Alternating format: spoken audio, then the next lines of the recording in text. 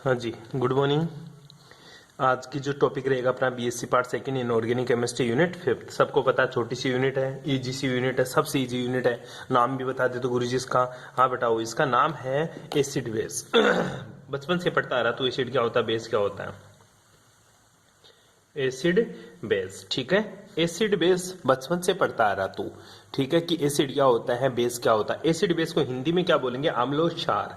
ठीक है बेटा जी, जो ये टॉपिक है तेरा यूनिट फिफ्थ है, छोटी सी यूनिट है, आपको जरूर आनी चाहिए जी। ठीक है, मुझे ऐसा लग रहा है कि कुछ बच्चे बहुत कम वीडियोस देखते हैं, ठीक है, तो वो केवल नोट्स लिखने में ही बिलीव करते हैं।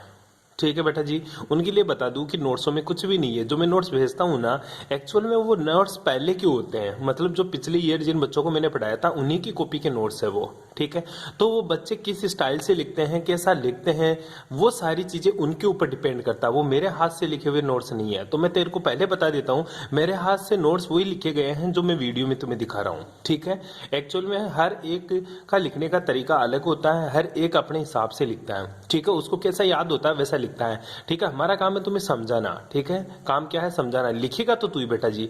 ठीक है, अगर मैं तेरे को नोट्स लिखे लिखाए दे दूं, तू क्या करेगा, उसको रट लेगा। क्या कर लेगा, उनको रट लेगा, परसेंटेज भी नहीं बनेगी। ध्यान दियो इस चीज के बारे में। ये केमिस्ट्री है, कोई जूलॉजी बॉटनी की क्लास नहीं है कि आप रट रटवा के कुछ भी बना सकते हो परसेंटेज। ठीक है, ये केमिस्ट्री में क्वेश्चन ऐसे नहीं आते कि जो सारथी में दे दिए या जो बुक में दे दिए क्वेश्चन उनको रट दो, क्वेश्चन हो जाएगा। यहाँ पे करने के लिए आपको कंसेप्ट को समझना पड़ेगा, और कंसेप्ट को समझने के लिए आपको वीडियो को ढंग से देखना पड़ेगा और अपने अकॉर्डिंग नोट्स प्रिपेयर्ड करने पड़ेंगे। हालांकि इस यूनिट के मैं नोट्स, मेरे हाथ से लिखे हुए नोट्स मैं तुम्हें प्रोवाइड करवा दूंगा, लेकिन ध्यान दीजिएगा वो नोट्स भी पूरे नहीं होंगे।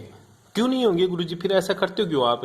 वो इसलिए तुम्हारी संतुष्टि के लिए कि कोई बच्चा फेल हो रहा है तो वो फेल होने से बच जाएगा। मतलब जो नोट्स है, नोट्स को लिख के आप सिर्फ 60 से लेकर 65 तक परसेंटेज बना सकते हो। मतलब आप गुरुजी क्या हो सकते हो, सिर्फ फर्स्ट डिवीजन पास हो सकते हो। ये रेशियो आपको सारथी देगी। कौन देगी बेटा जी, सारथी। सारथी भी ये रेशियो लाके देती है। जो बच्चा खुद मेहनत करेगा, खुद नोट्स लिखेगा और खुद वीडियो को 2-3 बार देख देख के पाउज कर करके लिखेगा, वो बच्चा बाजी मार जाएगा। बेटा जी ध्यान दियो इस चीज के बारे में। कोई का किसी का भविष्य डिसाइड नहीं है कि तू जूलॉजी ही लेगा, तू बॉटनी लेगा, तू केमिस्ट्री लेगा। मान ले खुदा ना खास्ता तू केमिस्ट्री से तेरी जिंदगी में पाला पड़ जाए। ठीक है, मैंने खुद ने नहीं सोचा था कि मेरी लाइफ में केमिस्ट्री आएगी। ठीक है, तो ध्यान दीजिएगा, किसी का कोई पता नहीं होता बेटा जी। तो जो भी चीज पढ़ता है ना, उसको समझ करने की कोशिश किया कर। रटकर तो तूने 10वीं बार पढ़ ली, बहुत है। अब तू पढ़ लेगा ना, वो समझ समझ के पढ़। ठीक है बेटा जी, ध्यान दियो इस चीज के बारे में। एसिड बेस तो बचपन से पढ़ता आ रहा है। क्या बोलता आ रहा है मेरे को कि एसिड क्या होते हैं। एसिड वो होते हैं गुरुजी जो स्वाद में क्या हो, खट्टे होते हैं। बचपन से पढ़ते आ रहा तो स्वाद में क्या होते हैं, खट्टे होते हैं। और ये लाल लिटमस, नीले लिटमस पत्र को लाल कर देता है। अम्ल नीले लिटमस पत्र को क्या कर देता है, नीले को गुरुजी लाल कर देता है। ये चीज मैं बचपन से पढ़ता आ रहा हूँ। ठीक है बेटा जी। दूसरा तूने इस बेस के बारे में पढ़ा, ये स्वाद में तीखे होते हैं। कैसे होते हैं बेटा जी, ये स्वाद में तीखे होते हैं। और ये क्या करते हैं गुरुजी, लाल लिटमस पत्र को क्या कर देता है बेटा जी, ये नीला कर देता है। ये चीज तू पढ़ता आ रहा है। ठीक है, ये चीज तूने अच्छे से पढ़ रखी है कि ये चीज मैं अच्छे से जानता हूँ। ठीक है, उसके बाद में तेरे को मैंने एक क्वेश्चन देना है। ठीक है, क्वेश्चन का आंसर मैं आपसे कल पूछूंगा। सभी बच्चे को क्वेश्चन का आंसर लिख के मेरे पास कमेंट्स बॉक्स में कमेंट्स जरूर करेंगे कि गुरुजी ये क्या है। ठीक है बेटा जी, ध्यान दियो इस चीज के बारे में। और मेरे को मैसेज करके भी दिखा सकता है कोई।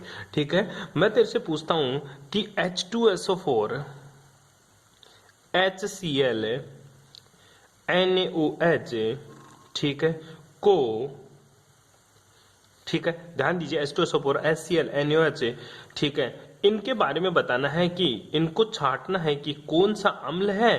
ठीक है, ठीक है, कौन सा तो अम्ल है और कौन सा क्या है, क्षार है।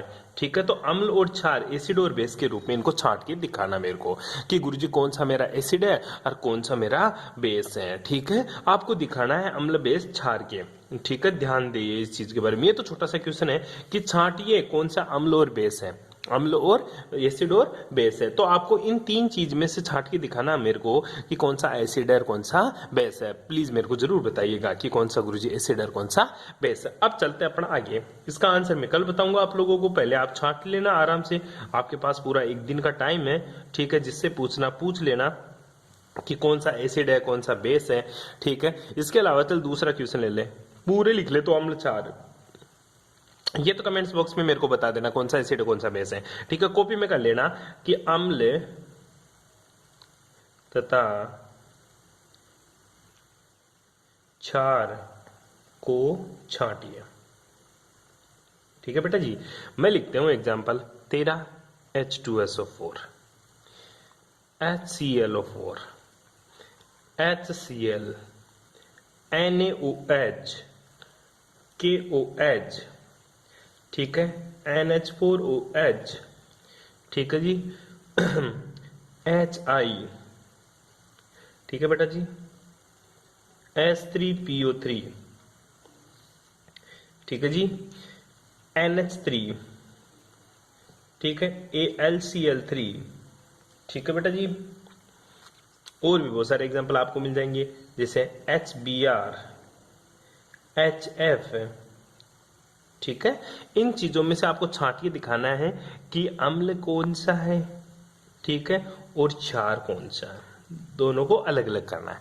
ठीक है, ये मेरे को सभी क्वेश्चन करके दिखाएंगे। ठीक है बेटा जी, बहुत सिंपल सा क्वेश्चन है, आप इसको छांट के मेरे को बताना कौन सा एसिड है कौन सा बेस है। अब चलते हैं अपने चैप्टर की ओर। ठीक है, चैप्टर में क्या है, चैप्टर में बेटा जी तुम्हारे हैं कि अम्ल और क्षार को डिफाइन करने के लिए कौन कौन से साइंटिस्टों ने, कौन कौन से वैज्ञानिक है जिन्होंने अपने मत प्रस्तुत किए। ठीक है बेटा जी, सिंपल सी बातें कर रहे हैं कि गुरुजी कौन कौन से साइंटिस्ट थे जिन्होंने अपने मतलब मत प्रस्तुत किए। मैं बहुत फास्ट चलूंगा इस चैप्टर में क्योंकि तेरे को आता है। तो जो पहला जो अवधारणा चली आ रही है अम्ल और क्षार की, उसको बोलते हैं चिर प्रतिष्ठित सिद्धांत। कौन सा सिद्धांत है पहला बेटा? क्या गुरुजी मेरे सिलेबस में है ये? बिल्कुल नहीं है बेटा जी। फिर क्यों पढ़ा रहा है मेरे को? तेरे नॉलेज के लिए, तेरे नॉलेज के लिए। चिर प्रतिष्ठित सिद्धांत कॉपी में जरूर छापेगा। तेरे को पता होना चाहिए कि ये एसिड बेस के सिद्धांत कहां कहां से आए। ठीक है, पहला तेरा कौन सा है? चिर प्रतिष्ठित सिद्धांत। बेटा जी चिर प्रतिष्ठित सिद्धांत के अनुसार ध्यान दीजिएगा, अम्ल किसको बताया? अम्ल की सीधी सी डेफिनेशन बताई गुरुजी, अम्ल की एक छोटी सी डेफिनेशन बताई। क्या बताई बेटा जी अम्ल की डेफिनेशन? अम्ल क्या होते हैं? अम्ल स्वाद में खट्टे होते हैं, स्वाद में खट्टे होते हैं। ठीक है, दूसरी बात, अम्ल नीले लिटमस पत्थर को, किसको रे बेटा? नीले लिटमस पत्थर को, लिटमस पत्थर को क्या कर देता है बेटा? लाल कर देता है। क्या कर देता है? लाल कर देता है। ये किसने बताया बेटा? चिर प्रतिष्ठित सिद्धांत के अनुसार अम्ल और स्वाद के बारे में बताया। ठीक है, स्वाद के अकॉर्डिंग बताया और उसने लिटमस पत्र के आधार पर उन्होंने परिभाषाई दी। अम्ल को बोला स्वाद में खट्टे होते हैं और नीले लिटमस पत्र को लाल कर देते हैं। और जो क्षार होते हैं, ठीक है, जो बेस होते हैं, वो क्या होते हैं बेटा? बेस क्या होते हैं गुरुजी? बेस वे होते हैं जो स्वाद में तो क्या हो, स्वाद में क्या होते हैं बेटा? तीखे होते हैं। कैसा होता है बेटा जी? तीखे होते हैं। और क्या करते हैं ये? लाल लिटमस पत्थर को, लाल लिटमस पत्थर को क्या कर देता है बेटा? नीला कर देता है। ठीक है, तूने बचपन से एक बंदे का नाम सुना है, अनिल। ठीक है, किसका नाम सुना तूने? अनिल। अनिल के नाम से तू डिफाइन करता है, एक का मतलब होता है अम्ल, ठीक है, नी का मतलब होता है नीले को, एल का मतलब लाल कर देता है। ठीक है, अम्ल नीले को लाल कर देता, अनिल के नाम से याद करता था तू। ठीक है, बस वही बातें यहां देख लेना। अम्ल क्या करते हैं? नीले को लाल करता है, दूसरा तो उल्टा करना है, लाल को नीला करता है। यो किसके लिए हो जाएगा बेटा जी? वो गुरुजी क्षार के लिए हो जाएगा। क्या हो जाएगा? क्षार के लिए हो जाएगा। दोनों में एक कॉमन बात है। क्या कॉमन बात है? अम्ल और क्षार की क्रिया से, अम्ल प्लस क्षार क्रिया करके क्या बनाते हैं गुरुजी? लवण प्लस जल बनाते हैं, लवण प्लस जल बनाते हैं। ये किसकी थ्योरी है? ये चिर प्रतिष्ठित सिद्धांत है जिसके अनुसार ये चलता आया। चिर प्रतिष्ठित सिद्धांत मतलब पहले से प्रतिष्ठित, चिर मतलब बहुत पहले से, ठीक है, चलता आया सिद्धांत। कौन सा सिद्धांत है? पहले से, शुरू से ही, जब रसायन शास्त्र की खोज हुई थी, मतलब केमिस्ट्री की जब खोज हुई थी, तभी से यही परिभाषा चलती आ रही है कि अम्ल स्वाद में खट्टे होते हैं, नीले लिटमस पत्थर को लाल कर देते हैं। और क्षार क्या होते हैं? स्वाद में तीखे होते हैं और लाल लिटमस पत्थर को नीला कर देता। ऐसा क्यों गुरुजी? पहले से ऐसे क्यों चलती आ रही थी? पहले से इसलिए चला बेटा क्योंकि पहले इतने उपकरण नहीं थे कि एसिड बेस को कैसे टेस्ट किया जा सके। ठीक है, पहले क्या करते थे? स्वाद के अकॉर्डिंग बता देते थे कि ये अम्ल है और स्वाद से बता देते थे क्षार है। फिर थोड़ा थोड़ा और हुआ तो लिटमस पत्थर आया। ठीक है, लिटमस पत्थर एक पेड़ का पत्ता है, जिस पेड़ का नाम है लिटमस, ठीक है, उसका पत्ता है। तो उसके आधार पर इन्होंने बताया कि अम्ल क्या करते हैं और क्षार क्या करते हैं। ये कब की बातें हैं? ये बहुत पुरानी बातें हैं, जब रसायन शास्त्र की खोज हुई थी। ठीक है बेटा जी। अब ये बात तो खत्म, उसके बाद में दूसरी जो परिभाषा आई, ठीक है, जो दूसरा सिद्धांत आया अम्ल और बेस का, वो बेटा जी सिद्धांत आया ओरेनियस का सिद्धांत। किसका सिद्धांत आया? ओरेनियस का। ठीक है, जो ओरेनियस था, ठीक है, ओरेनियस का सिद्धांत। ओरेनियस बेटा कौन था? ओरेनियस एक तेरा साइंटिस्ट था। कौन था ओरेनियस? गुरुजी ओरेनियस मेरा एक साइंटिस्ट था। तो ओरेनियस ने क्या बताया? H प्लस और OH माइनस आयनों की सांद्रता के आधार पर उसने बताया कि अम्ल क्या होते हैं और क्षार क्या होते हैं। किसके आधार पर बताया? ओरेनियस ने हाइड्रोजन आयन और हाइड्रोक्सल आयन के आधार पर अम्ल और क्षारों का वर्गीकरण किया, और वो किस हिसाब से वर्गीकरण करता है अम्ल और क्षारों का, वो देखिएगा किस हिसाब से करता है। ठीक है, अम्ल की क्या डेफिनेशन बताई ओरेनियस ने? सिंपल सी डेफिनेशन बताई कि जो मेरा अम्ल होता है वो क्या होता है। ठीक है, अम्ल मतलब तेरा एसिड। ठीक है, एसिड के बारे में अम्ल ओरेनियस ने बताया, अम्ल वे पदार्थ होते हैं जो जलीय विलयन में, जो जलीय विलयन में, किस मेरे बेटा जी? जलीय विलयन में क्या दे? H प्लस आयन दे। जलीय विलयन में क्या दे बेटा? H प्लस आयन दे। H प्लस आयनों को क्या बोलते हैं बेटा? Hydrogen ion. क्या बोलेगा इसको? Hydrogen ion. ठीक है, हाइड्रोजन आयन जो जलीय विलयन में क्या दे? H प्लस आयन दे। क्या कहलाते हैं मेरे? अम्ल कहलाते हैं। क्या कहलाते हैं बेटा जी? अम्ल कहलाते हैं। ठीक है, फॉर एग्जाम्पल उसने बहुत सारे एग्जाम्पल्स की बात करी, तो वो एग्जाम्पल कौन कौन से उसने यूज किया? ठीक है, पहली बात तो अम्ल क्या होते हैं? जो जलीय विलयन में H प्लस आयन दे। और अम्लों को किससे दिखाया? उसने HX से दिखाया। किससे दिखाया बेटा जी? HX से दिखाया। क्यों? जब HX टूटता है ना, किसमें? जल में। किसमें टूटता है बेटा? जल में। तो ये किसमें टूटता है? H plus plus X minus. तो ये कौन सा आयन है? हाइड्रोजन आयन है। कौन सा आयन है बेटा जी? हाइड्रोजन आयन है। ठीक है, तो अम्ल क्या कहलाते हैं? अम्ल जलीय विलयन में H प्लस आयन देते हैं, क्या कहलाते हैं? अम्ल कहलाते हैं। इसे HX द्वारा प्रदर्शित करते हैं। जैसे एग्जाम्पल की बात करूं तो मैं तेरे एग्जाम्पल की बात करता हूं HCl। जब तू HCl को किस में डालेगा? जल में। किस में डालेगा बेटा जी? जल में। तो ये क्या देगा? उसी टाइम पे H प्लस आयन दे देगा और साथ में Cl माइनस निकाल देगा। ठीक है, दूसरा, जब मैं बात करूं तेरा H2SO4 की, किसकी बात करूं? H2SO4, तो इसको भी जल में डाला तो क्या बन रहा है बेटा? 2H plus plus SO4 2 minus. आई बात समझ में? कोई दिक्कत यहाँ तक? इसी तरह तेरे ने HClO3 डाला, HNO3 डाला। क्या डाला? HNO3। इसको भी जल में डाला तो क्या बना बेटा जी? ये भी गुरुजी H plus plus NO3 minus के रूप में बाहर निकल गया। ठीक है, इसी प्रकार उसने C2H5OH लिया। ठीक है, C2H5OH एथेनॉल, या फिर इसको छोड़ दे तू ले ले C2H5COOH। ठीक है, एसिड ले लिया उसने। तो जैसे पानी में डाला, ठीक है, किस में डाला बेटा जी? H2O में। तो क्या दिया? H प्लस और C2H5COO माइनस के रूप में बाहर निकल गया। बेटी चीज समझ में? तो अम्ल के चीज के बारे में ये बता दिया। अब देख, उसने अम्ल के बारे में तो ये बताया, साथ में उसने एक चीज और बताया कि जो H प्लस है ना, ये H प्लस, ये तेरा H प्लस, ठीक है, इस H प्लस आयन का आकार क्या होता है? इस H प्लस आयन का आकार क्या होता है गुरुजी? छोटा होता है। क्या होता है? छोटा। और इसके ऊपर जो धनायन है ना, धनायन, ठीक है, ये कैसा है? ये अधिक मात्रा में है। कौन सी मात्रा में? अधिक मात्रा में। क्यों? H प्लस है, हाइड्रोजन शुरू में आ जाता है अवसानी में, तो इसका आकार क्या होता है गुरुजी? छोटा होता है। इसका आकार क्या होता है बेटा जी? छोटा होता है, और इसके ऊपर धनायन अधिक मात्रा में है, तो ये क्या हो जाता है? अस्थायी हो जाता है। क्या हो जाता है? अस्थायी। क्या हो जाता है? अस्थायी। अब ये अस्थायी हो गया, अनस्टेबल हो गया, तो ये स्थायी होने के लिए क्या करता है गुरुजी? H2O के साथ जुड़ जाता है। किसके साथ जुड़ जाता है? H2O के साथ बॉन्ड बनाता है और बना के इसमें चला जाता है H3O प्लस में। कैसे हुआ गुरुजी? जो H प्लस है ना, ये क्या किया? H2O के साथ कंबाइंड हुआ और किस में चला गया? H3O प्लस में चला गया। किस में चला गया बेटा जी? H3O प्लस में। दो हाइड्रोजन थे, एक ही आ गया, तीन हाइड्रोजन हो गए, प्लस था तो प्लस ऊपर आ गया, और ऑक्सीजन एक था ही। ठीक है, जो H3O प्लस है बेटा जी, इसको क्या नाम दिया? इसको हाइड्रोनियम आयन दिया। क्या दिया बेटा इसको? Hydronium ion.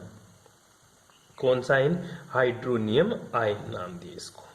क्या नाम दिया बेटा जी? Hydronium ion. अब हाइड्रोनियम आयन हुआ तो सारी की सारा जो इक्वेशन हुई ना वो किसके अकॉर्डिंग हो गई गुरुजी? ये तो देखने को मिली नहीं। फिर मेरे को इक्वेशन दिखी H3O plus plus Cl minus है, इसी तरह H3O प्लस है, ठीक है। यहाँ पे 2 H2O ले लेंगे तो यहाँ पे भी 2 आ गया, तो यहाँ पे भी 2 H3O plus plus SO4 2 minus, इसी तरह यहाँ पे क्या दिखा? H3O plus plus NO3 minus, ठीक है बेटा जी। इसी तरह यहाँ पे भी क्या दिखा गुरुजी? H3O plus plus C2H5COO minus, ठीक है। ये एक्चुअल में देखने को मिला। क्यों हुआ ऐसा गुरुजी? H प्लस क्यों नहीं हुआ? ये H प्लस H2 के साथ जुड़ गया। क्यों?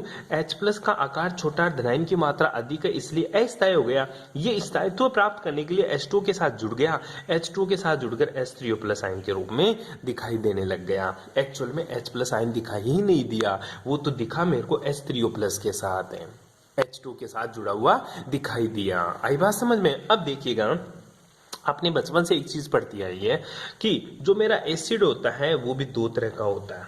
कौन कौन सा होता है गुरुजी? पहला जो अम्ल होता है ना वो तेरा होता है प्रबल अम्ल। कौन सा अम्ल होता है बेटा? प्रबल अम्ल। प्रबल अम्ल मतलब स्ट्रॉन्ग एसिड। दूसरा जो एसिड है वो तेरा है बेटा जी दुर्बल अम्ल। कौन सा अम्ल? दुर्बल अम्ल। दुर्बल अम्ल और प्रबल अम्ल दोनों में क्या फर्क होता है बेटा जी? दुर्बल अम्ल और प्रबल अम्ल होते हैं ना, ये प्रबल अम्ल है ना ये जल में डालते हैं या जलीय विलयन में, जलीय विलयन में, जलीय विलयन में पूर्णतः आयनित हो जाते हैं। क्या हो जाते हैं? पूर्णतः आयनित हो जाते हैं, ठीक है। और ये क्या होते हैं? जलीय विलयन में, जलीय विलयन में यानी एक्वस सॉल्यूशन में क्या होते हैं? आंशिक आयनित होते हैं। आंशिक वियोजित भी लिख सकता तू, ठीक है। आयनित को हटा दे, वियोजित लिख दे, ठीक है बेटा जी।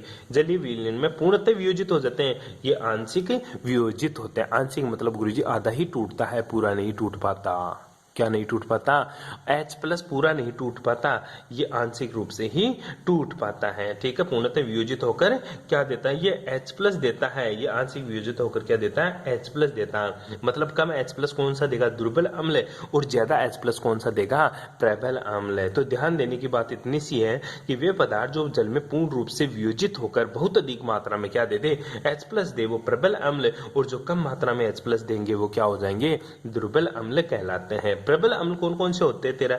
जैसे तेरा HCl हुआ, जैसे तेरा H2SO4 हुआ, जैसे तेरा HNO3 हुआ, ठीक है, जैसे तेरा HClO3 हुआ, HClO4 हुआ, ठीक है। ये सारे के सारे क्या होते हैं? तेरे प्रबल अम्ल होते हैं। जैसे तेरा HI हुआ, ये सारे के सारे क्या हैं?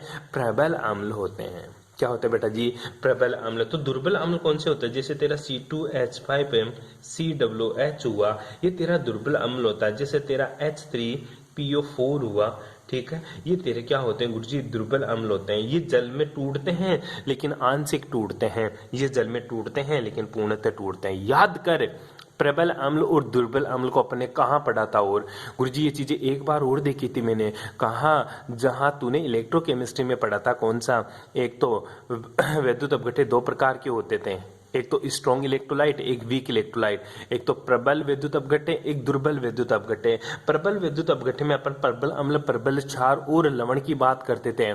क्यों करते थे? क्योंकि वहां पे पूर्णतः आयनिज मतलब वियोजित हो जाते थे। जलीय विलयन में पूर्णतः वियोजित होते थे, मतलब पूरा का पूरा टूट जाते थे। अर्थात अल्फा क्या होता था? 100% होता था, और इसके लिए अल्फा क्या होता था? Less than 100%। क्यों? वीक इलेक्ट्रोलाइट, दुर्बल अम्ल, दुर्बल क्षार की बातें किया करते थे। Alpha is less than 100%। याद आ रहा है कुछ? और मैं ये बोलता था कि यहाँ पे पूर्णतः वियोजित नहीं हो पाते, पूर्णतः वियोजित नहीं हो पाते। ये बातें अपन ने कब की थी? जब अपन इलेक्ट्रोकेमिस्ट्री पढ़ रहे थे। यहाँ तक किसी को कोई प्रॉब्लम बेटा जी? ये सिंपल सी बातें कर ली अपन ने। दुर्बल अम्ल, दुर्बल क्षार, प्रबल अम्ल, प्रबल क्षार। अब चलते अपन क्षार की ओर। किसकी ओर चलते बेटा जी? क्षार की ओर। क्षार छोटा सा चैप्टर बेटा, उसमें कोई ज्यादा इश्यू नहीं है। क्षार होता क्या है वो देख। पहली चीज ओरिनियस के अनुसार पढ़ रहे अपन, ओरिनियस के अनुसार मेरा क्षार क्या होता है, ठीक है बेटा। क्षार वो होता है जो जलीय विलयन में, कौन से विलयन में बेटा, जलीय विलयन में क्या दे, जो जलीय विलयन में गुरुजी OH माइनस आयन दे, ठीक है। जो OH माइनस आयन है इसको क्या नाम दिया उसने गुरुजी, इसका भी तो कुछ नाम दिया होगा, बिल्कुल दिया बेटा, इसको हाइड्रोक्सिल आयन बोला।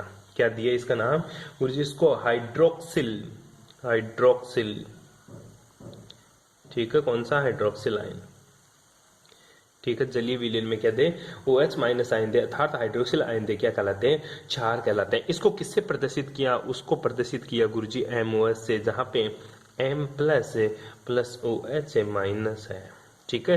ये OH माइनस आयन दे रहा है, इसलिए क्या कहलाता है, मेरा क्षार कहलाता है। फॉर एग्जांपल्स की बात करें तो गुरुजी सिंपल से एग्जांपल होते हैं मेरा NaOH, KOH, ज्यादा क्षार की बातें नहीं करेंगे, KOH, इसके साथ तेरा NH4OH, ये सारे के सारे क्या है गुरुजी, मेरे क्षार होते हैं।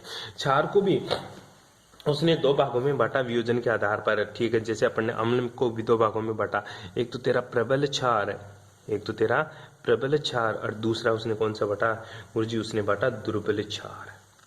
एक तो प्रबल क्षार और दूसरा किसमें बांटा, दुर्बल क्षार। प्रबल क्षार क्या कहलाते हैं, वही गुरुजी जो पूर्णतः आयनित हो जाते हैं, ठीक है।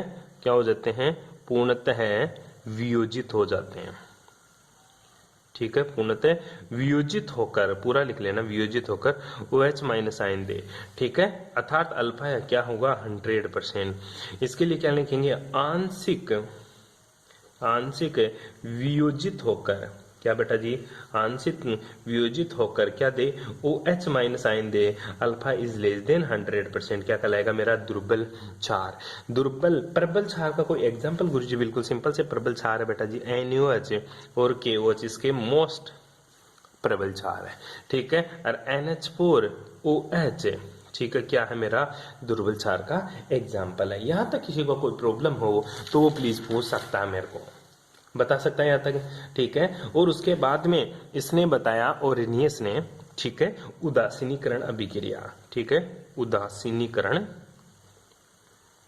उदासीनीकरण अभिक्रिया। उदासीनीकरण अभिक्रिया क्या थी बेटा जी, वो समझ गुरुजी। उदासीनीकरण अभिक्रिया में बताया कि ठीक है कि देख H प्लस और OH माइनस अभिक्रिया करके क्या बनाते हैं, जल बनाते हैं, यही उदासीनीकरण अभिक्रिया है। किसके अनुसार, ओरेनियस के अनुसार। किसके अनुसार बेटा जी, ओरेनियस के अनुसार। तो ओरेनियस ने उदासीनीकरण अभिक्रिया को क्या बताया, इसमें H प्लस और OH माइनस आयन अभिक्रिया करके ये संघनित होकर क्या बनाते हैं, जल का अणु बनाते हैं। कौन सी अभिक्रिया कहलाती है, और कौन सी अभिक्रिया कहलाती है, उदासीनीकरण अभिक्रिया।